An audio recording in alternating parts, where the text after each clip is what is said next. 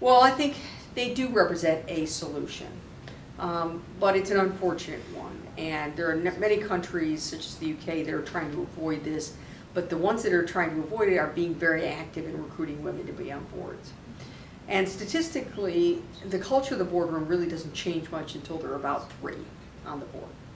So that's when the the chemistry and the culture of the boardroom really, I think, is affected by having women on the board.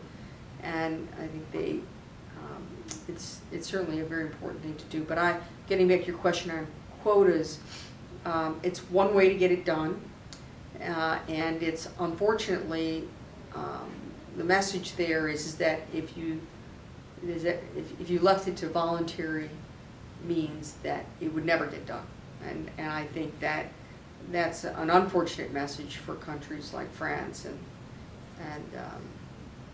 I think some other countries like Germany and the UK are basically saying to the boards, you need to get this done, and if you don't get it done, there will be quotas. So I think we'll have to see in the next few years what kind of progress that brings about, and if it brings about reasonable progress, probably some of the countries will not have quotas. My guess is, I was just talking to a headhunter recently at Spencer Stewart in London, and she said almost all the long lists for the board candidacy positions are now almost all full of women, because all the boards are very actively recruiting women because they don't want quotas.